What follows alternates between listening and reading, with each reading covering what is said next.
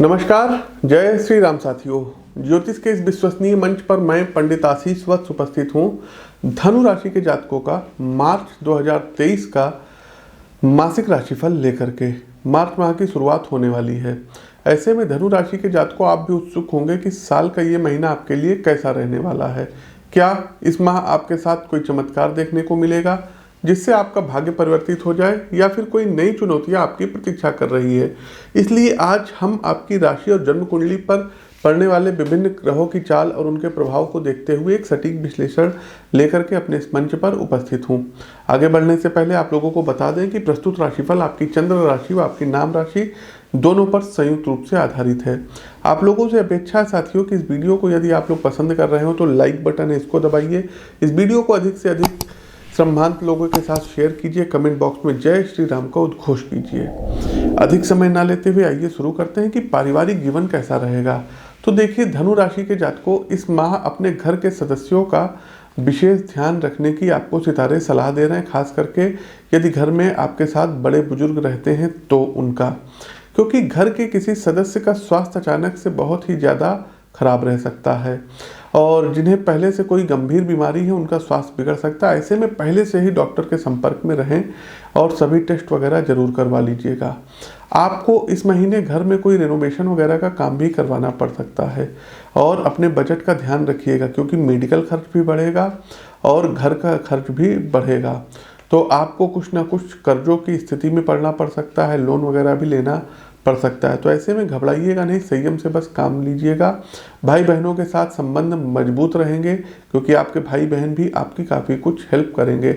इस महीने आपके घर परिवार में कोई विवाह इत्यादि का कार्यक्रम भी संभावित हो सकता है। साथ ही साथ आपके घर में रिश्तेदार वगैरह का इस महीने आना लगा रहेगा।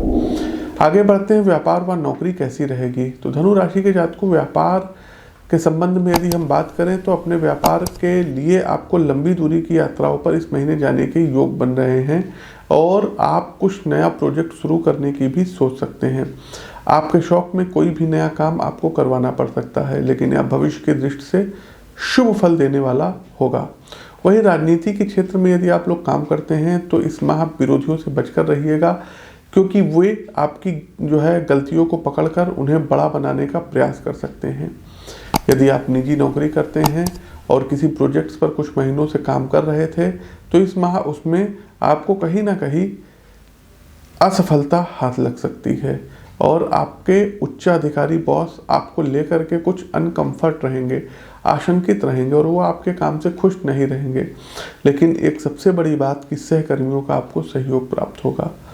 तो किसी भी यदि कोई कन्फ्यूजन की स्थिति रहती है, कोई शंका होता है, तो उच्चाधिकारियों के साथ बैठ करके उसको शॉर्ट आउट जरूर करिएगा।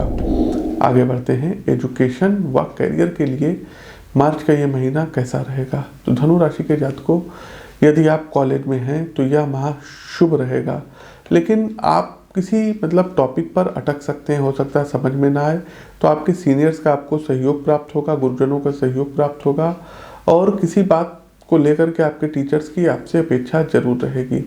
वहीं जो स्कूल के स्टूडेंट्स हैं ये अपने काम से संतुष्ट रहेंगे और इस महीने कहीं अच्छे कॉलेज में दाखिला लेने का योग बन रहा है।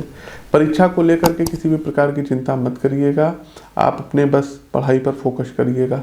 वहीं प्रतियोगी परीक्षा की तैयारी कर रहे हैं तो कुछ लोगों का साथ मिलेगा और उनके द्वारा मार्गदर्शन भी आपका किया जाएगा।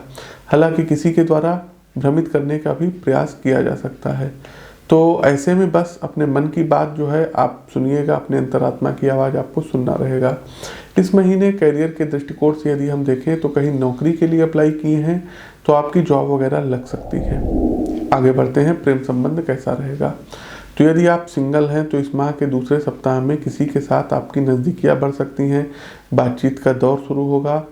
ऐसे में ही शुरू में ही उत्तेजित होने से बचिएगा, अन्यथा आपकी बात बिगड़ सकती है। यदि पहले से ही किसी के साथ प्रेम संबंध में हैं तो उनके साथ कुछ बातों को लेकर के अनबन होगी, लेकिन यदि आपने धैर्य से काम लिया और उन्हें समझाने का प्रयास किया तो स्थिति संभल जाएगी। विवाह को कुछ समय हो गया है तो ये माह आप दोनों के लिए यादगार रहने की उम्मीद है। इस माह आप दोनों के बीच कुछ ऐसा होगा जो मीठी यादें बनकर रह जाएगा।